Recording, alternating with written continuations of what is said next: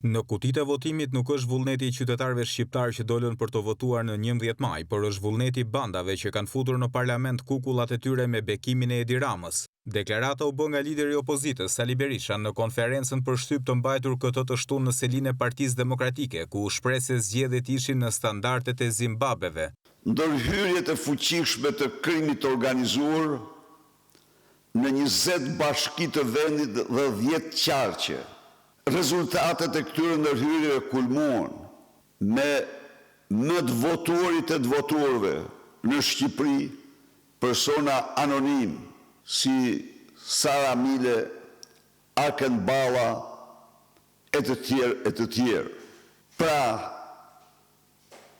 në totalitet do ta përmbledh se çfarë ishin zgjedhjet në Shqipëri me fjalën e një miku të çmuar të Shqipërisë. Zgjedhjet në Shqipëri, deklaroi ai, ishin të njëjta me ato që kisha parë dekada më parë në Zimbabwe të diktatorit Mugabe. Nga ana tjetër, sbashku me zotin Mediu, në seancën plenare të byros ekzekutive ku mirnin pjesë kryetarë dhe përfaqësues të gjitha partive politike të aderuara në IDU, ai ishte një rast i artë për të bërë avokatinë e votës së vjedhur të qytetarëve shqiptar. Sali Berisha u shpreh besim plot se ndërkombëtarët nuk do të mbyllin syt para masakrës zgjedhore të 11 majit. Absolutisht kam bindjen më thellë se faktori ndërkombëtar do të qëndrojë i palkundur në anën e votës së lirë të shqiptarëve.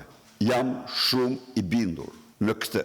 Janë shumë të pakët ata që për hir të karriges e Edi Ramës do të pranonin të sakrifikonin të drejtën e votës lirë të shqiptarëve.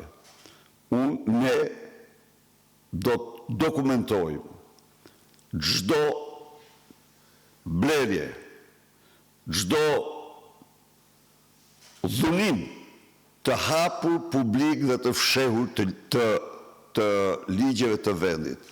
Kreu i Partisë Demokratike kishte edhe një mesazh për ata që duan të privojnë shqiptarët nga vota e lirë. Ne jemi të angazhuar të bëjmë çdo përpjekje për të mbrojtur, për të rikthyer të drejtën e shqiptarëve për të votuar si qytetarë të lirë.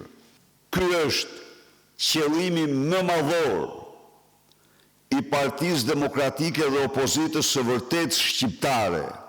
Sot, ata që nuk përcaktojnë si qëllimin më madhor këtë objektiv, janë thjesht një stoli e narkodiktatorit, altoparlant apo lakej të tij.